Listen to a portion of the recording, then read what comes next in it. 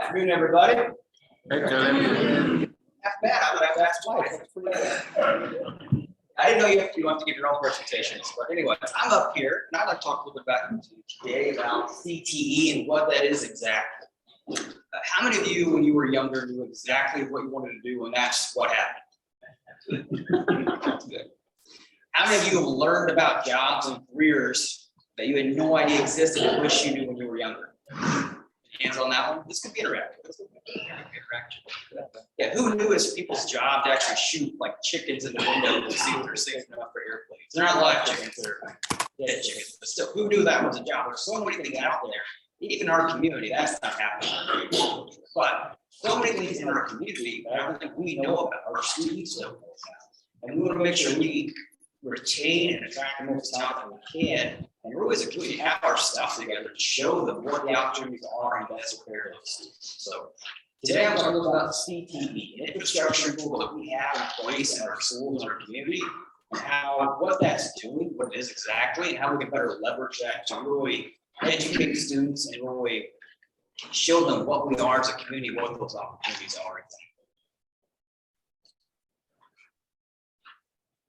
So CTE, we love our acronyms in education. CTE stands for Career and Technical Education. How many of you have heard of that before? How many of you have heard of vocational education before? Yeah, that's the old term. We updated that in the 90s, and apparently it has not stuck old because we still refer back to vocational education. That's the way I describe it. It's anything that's career focused. Education, typically at the high school level, that can be at the middle school level. It's hands-on, it's experience, and a chance to explore different opportunities. The main goal is that it has to be high skill, high wage, high demand. We don't want to just plug in a bunch of different, whatever the needs are, just try and plug people in. We want to create pathways so people can have successful careers and contribute to the community and fit the needs that we have. Up there are some of just the general pathways these fall under, but it's almost every possible career field that you can imagine. And we'll go over a little more about what actually we offer here in the county and our schools overall.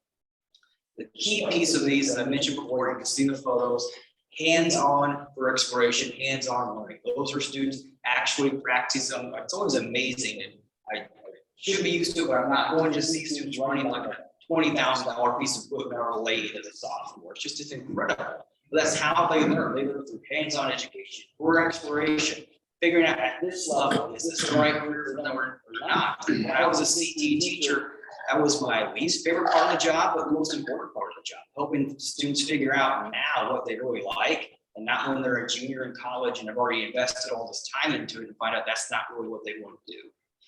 The employability skills. Every employer I talk to right now, that is the one thing they care about.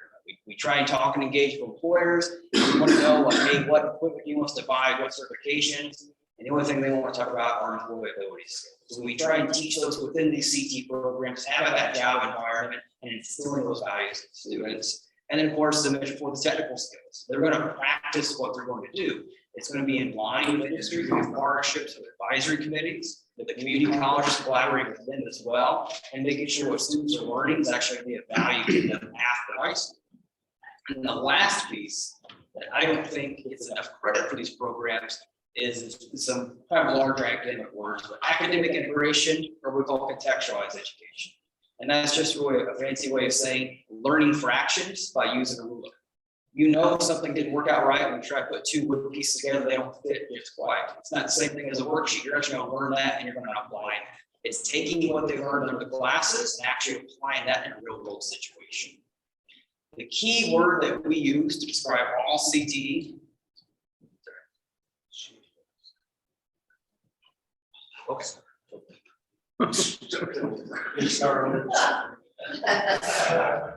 Sorry, but we're having a good time. Don't worry about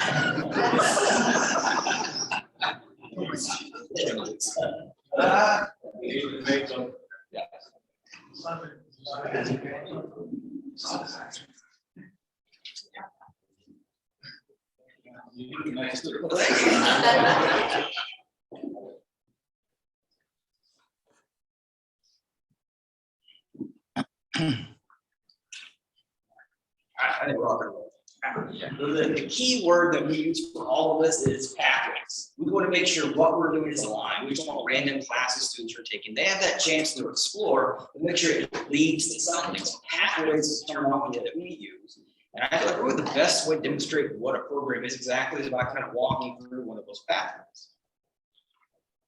So this is small, and you don't just have to read the text. The idea is to lay out the format. This is a generic one I have used for presentations for agriculture. And one key piece, we have the actual courses students take that are aligned to that CT program. We also show the high school courses. One thing we run into with CT so much is people think it's another. It's like another track for students. It's not, it's an enrichment, it's an enhancement to their education. All students have a chance to explore the career pathways they want to go into. A lot of people, when they hear vocational education and CT, they think strictly skilled trades or automotive.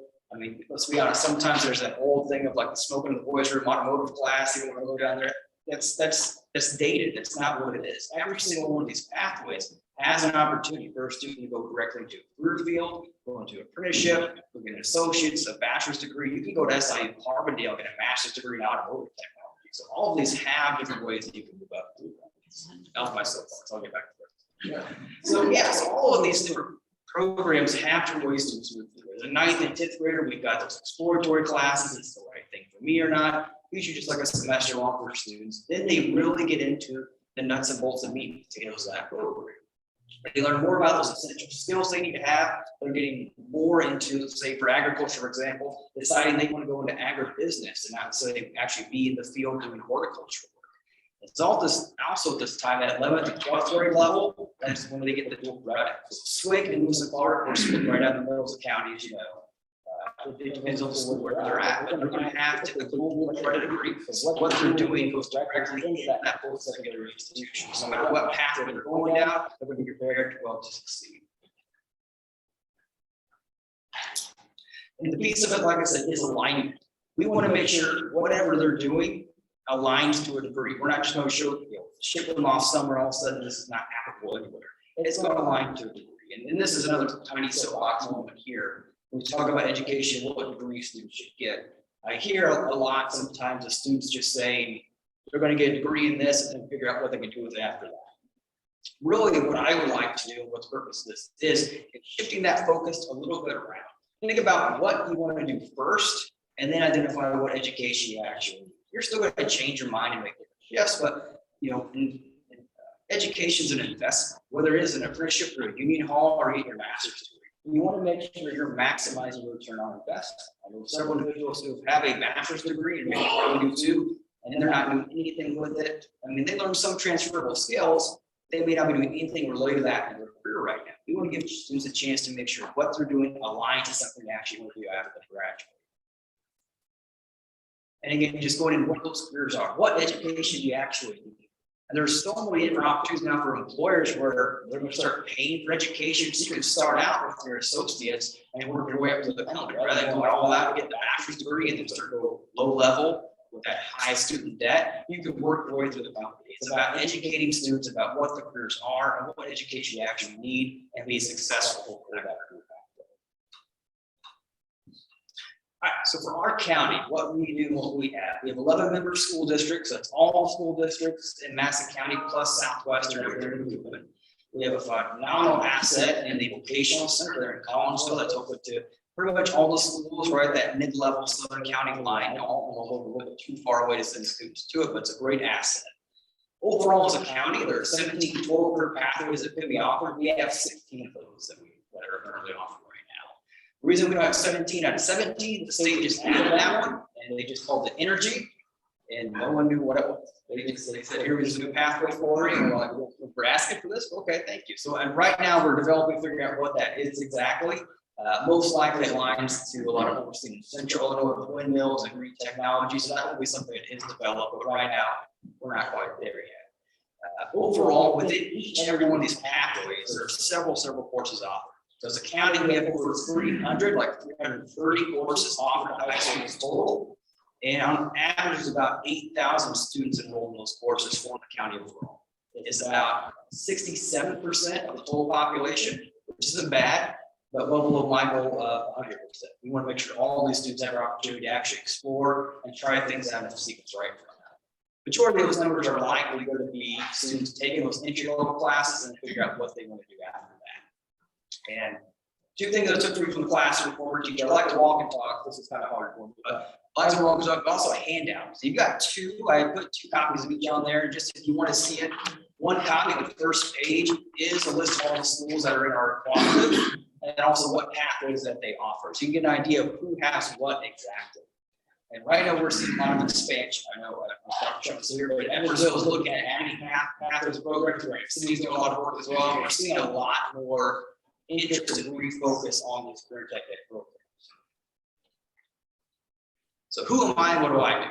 Well, I know my job is easy to explain. We'll have to make a flow chart to explain it. So all of this is funded by the federal government. There's a man, Carl Perkins. He is our patron saint of CTE. In the 70s, they passed those grants. Interesting enough, a lot of the area vocational centers like Collinsville were all built in the 70s. So that's when the first big push was made. So we've been working through that. That's the new bill that gets authorized. That goes down to the states. The states have to match that funding, and that comes to us. There is a ton of compliance and requirements to have a CT program, so we oversee that for all those schools. I have about 50 counterparts across the state, some strictly county like us, some oversee several counties, and we work to oversee do the compliance for the grants and making sure those funds are spent appropriately. We're maximizing them, and these are good quality programs schools are putting out. So the best way to describe it, I work with all the school districts in Madison County. We're housed at Edwardsville High School. Thank you for that. We work for all the school districts in Madison County. We're our own separate entity from the ROE and from the county itself. Now, this is the boring stuff, really, of what we do, the compliance, all those different things. I'm nervous. I don't mind it a lot. But this is what I enjoy the most. This is what we do on top of that. So professional development for teachers, getting them out in the classroom. We'll be doing 2 next month. One for our work-based learning teachers, oversee apprenticeships. We're doing a workshop for them to talk about what opportunities are out there. We do one for our health science teachers at SIUE, getting over them over there and checking out their programs. So we do events like that to make sure those teachers are supported, up to date in the field, work with their budgets, make sure to maximize them with other grants we can use to support those programs. And finally, we're starting student career events. Again, I would put this up there in some presentations. I'm like, yeah, we're going to do that in like 2 years. I got to go on my first student tour last month in 2 years. It was phenomenal. Took some kids over to America Central Port to see what's going on there. Talks of West Star Aviation. There's a lot of companies that will get involved to get students out there. And that is a great way for them to understand, get their hands dirty, and see what the opportunities are. So very excited to get that up and going. Counselor workshops, updating them on what the opportunities are, so they can actually advise students appropriately and know what those opportunities are for their students. Work with elementaries as well, funding for that. That's our pipeline into that high school level, making sure they have a chance to explore. And work-based learning, that's an education term. Best way I describe that, that's any kind of partnership between an education entity and an employer, something that's mutually beneficial. That is exploding right now. The word apprenticeships got pretty hot 2-3 years ago, and that's not stopped since. We're seeing more and more want of doing that kind of collaboration. And that is what we really want to grow, and that's really that part of what I want to talk about. We're in the same boat as far as Silicon moves apart from a lot very one thing that we want to do is be able to make sure our programs will align. We want to make sure what we're doing matters. We just put something out there just to say it did it, and then they're not really there at all. And one other element of that, being a teacher is a full-time job. But it's a full-time job itself. But for a CT teacher, the expectation is you know local employers, you have connections with them, you'll set things up. It's a bit of an ask, and because of that, lack of support, it's not really super consistent. So we're trying to develop supports to make that happen. Very mutually beneficial relationships between schools and employers. We know who each other are. It's just a start. This is not education is a silver bullet for so many things. In education, there are those silver bullets. It's hard working relationships. We want to start developing. We're trying to create a network of employers, educate them about these programs. Here they are. Here are ways you can get involved that are mutually beneficial. I don't know how many times I've spoken to middle school students and you ask what they want to do, and it's either something they've seen on TV or it's what their parents do, because that's all they know. I mean, I think I'll go back to that reference, West Star Aviation. I lived in Buffalo for a while. Never in a million years would I have dreamed this private jet company that works on private jets there within, well, instead of Queenstown, I guess, but they're within Basalt, the airport. Well, we brought students through there, we gave them a tour, and before we asked them, how do we want to become aviation repair mechanics? And I have like 30, like 1 or 2 raise their hands, I think to be nice, because they didn't know what it was. But after the tour, they saw that, we had like half the kids with their hands up, now they're interested in it, because they don't know that. And that's what we want to do, we want to give them that exposure. So these are opportunities that we feel are mutually beneficial. Speak to a class or bring them out to your building. I want to see more competitions in our area of our different programs competing and doing different things. Come out and be a judge, be an advisor. If you have old equipment, I worked with programs before where maybe it doesn't run anymore, but the school can scrap it, and that's like $1,500 and they can use it towards their program. There's a lot of different ways that they can collaboration. And this is just a sample, really, all it is at this point is just a spreadsheet where I put people's names, what they're going to do, and their contact information. This is just a starting ground of what we want to do. We want, in the simplest sense, what I think is all the welding, that's a simple example here, all the welding companies should know about all the welding programs, and they should know about each other. That's all I really want to do, is start that relationship, because it shouldn't be kind of a, I don't know, game of hide and seek, trying to figure out who we actually talk to. We're trying to become that simple connection point for these programs, so you can connect and learn more about them. And also, same thing for you, get those connection points out for employers, so those programs know who to contact and actually create that relationship. We think it's mutually beneficial. It's great exposure, it's direct investment in education that you know is going to benefit you, hopefully down the line of creating those entry-level employees. And I think one thing I would caution about, they are high school students. Sometimes it's like herding cats. Sometimes it's like one. But I can't ever guarantee if you put this much money in, you'll get this one worker. That's not how it's going to work. It's a long-term investment. It's like farming. We're going to grow, plant the seeds. It takes a while for those to come in, but the more we strengthen that, the more the opportunities are going to be around, and the more students are going to eventually learn about these things, the more we can strengthen that pipeline. If that is of interest, that's my second handout there. If you want to check that out, or reach out to me to learn more about that in particular.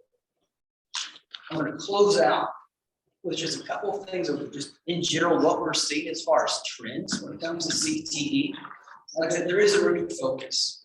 We are getting, the state has given us a little more flexibility when it comes to licensure and having a new program, but focus, hopefully we hope that comes with extra funding as well. And this is the federal level and the state level, everyone comes in, they're gonna rah, CTE, extra $10 million, and it goes to the process, and we're kind of flatlining. We have had an increase in our funding in the state over 20 years, which is, with inflation now, I read the numbers, it's like a 37% loss of buying power, a lot of those rates that we have. And we want to see that investment back in there where we recharge and supercharge. I'm not here to I gotta let you know. But some new things that we're seeing for the programs are renewed focus, computer science, cybersecurity. I would not be surprised if within 3 to 5 years, we're going to see those within every single school. I know actually the law is coming out demanding that, but I would say we're going to see that in every single one of our schools very soon. Education, grow your own programs. We are 5 schools. We're in the pilot. We're the first in the state for the second round of that, doing that. We may grow your own program at the high school. So preparing students, educate them about how to become an educator, K through 12, doing internships with them, with hopes those students will go on and then come back and teach within those schools. We know there's a teacher shortage, trying to address that directly and letting students know about that. And one that's growing right now, we know is just growing in our area, we're trying to get connected with, is that TDL, transportation and logistics. Geodis, Amazon, like technology, all that developing that gateway area off of 255, that's exploding. And we're trying to find ways of how do we connect and make sure we have a pathway for that. We've actually got some CT leaders that go on some tours later this month and see how we can connect together, work with them. The focus on middle school level, getting those students educated so they know about those opportunities. And the one thing I've touched on quite a bit, expanding work-based learning opportunities. One of the things I talked about flexibility the state's given us in the past, there wasn't a whole lot we could do. I guess you could, but within kind of the guidelines of apprenticeships, internships, kind of some limits on that. We now have a lot more flexibility. And I think we're going to see several schools in our area, even within next year, really start increasing the apprenticeships, type of opportunities they offer for their students. So I think we're going to see a lot of new great opportunities come from all of That is it for me. All the information I have to share. Last picture, just so you know, that is from Edwardsville. That's the Edwardsville Medical Occupations class. That was pre-COVID, I do believe. We were actually in the building, but I love this picture because this is what it's all about. These are students doing clinicals with medical occupation. So it's entry-level employment. The employer gets to see those students, work with them. They get to be in the field, get that hands-on education skills. So I always love seeing those examples, and we've got some great things going on. I just want to make sure you all are aware of that. And if you want to get involved, there are ways that you can't get involved. So if you have any questions, otherwise. Okay, so we said you're trying to grow the partnership between local businesses and your staff students.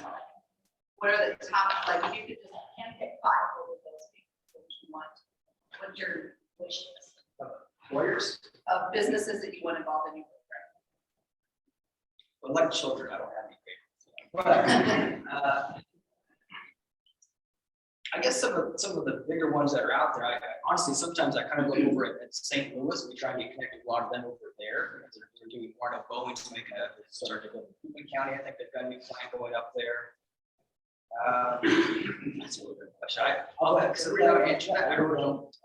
It is a good question. I don't think about it that way. I just try and think of all the programs and expand it as much as possible. What I think more of like what I would like to see with partnerships would be regular communication with the employers and those students, making sure there's intentional like tours and visit setups and those participations and eventually some partnerships as well.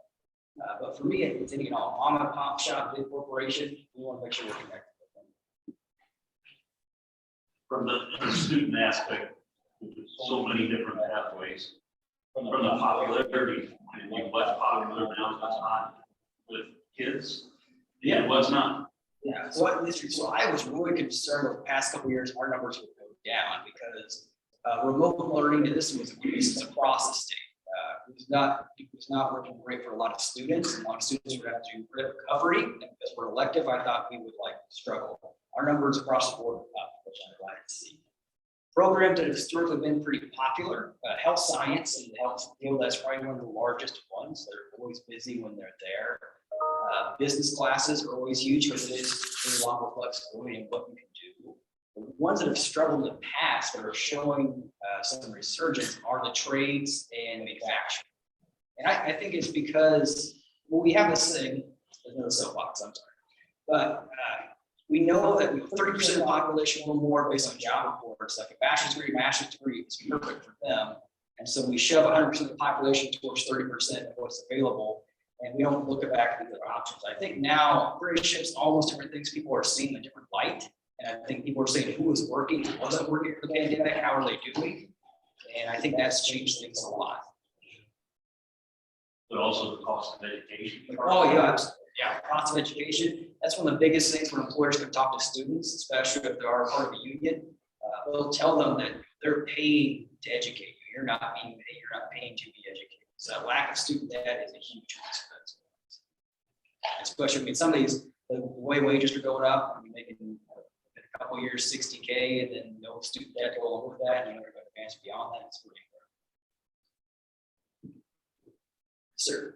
Yeah, my question is from the educator point of view. How hard or easy or challenging is it to find the personnel to teach these courses? And so are they out of where the last one person teaching welding and all this kind of stuff, like culinary, and are you having unique teachers teach all these classes? What's that like? I'm sure that's our main challenge. It's part of my regular. Yeah. Okay. No, I had that in there. I took it out. I don't have much time for that. So I'm glad you asked. That is one of our biggest struggles. And I feel it's ironic saying that here's a program that can help the workforce, and then we have to share. We're also starting with our own workforce issues. And because it's not recent. This has been a struggle for CT for quite some time of finding those teachers. The first part of your question, most of the area vocational center colleges are the one big enough where they have the welding teacher does welding, and that's it. The manufacturing teacher does that. The rest of them, they are kind of scattered a little bit. They're teaching a primary area, but we call those lower level 9th and 12th or 9th and 10th grade level classes. They'll probably do multiple of those. The machining teacher might do intro to auto, intro to construction, do different things, but they're still doing that main, what we call primary skill level class, they're still teaching for that. But the teachers for that is harder to find. A couple of reasons, a lot of the programs have gone away. I went to RSLU Carbondale's workforce ed program that doesn't exist anymore. EIU and ISU have programs now, and I think they're starting to see some numbers pick back up again, but they have struggled. We do have the ability, though, to bring people from industry, which is a great thing, and educate, other education areas can't do that. So if you have 2,000 work hours, and you have 60 college credit hours, you can come teach as being a specific area. So you have 2,000 hours work experience welding, you can come in and you can teach welding. And we try and do TD and self kind of coach those individuals up, because there is a difference between teaching and training. There is a lot more flexibility, I don't get all that, a lot more flexibility how to move people across different areas to get them trained and approved. But that is the one main issue, because even when you're pulling people from industry, like I said, the jobs are paying great right now. I'm going to take a reduction in pay compared to the education cycle. So it's about finding the right person. So we're working on ways to collaborate with Clark and John Wood, that's my college, SWIC, to partner together to see how we can share instructors or share programs between them.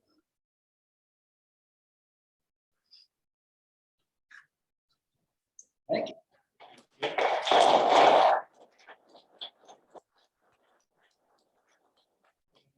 Nursery, that's Tassie, maybe like we take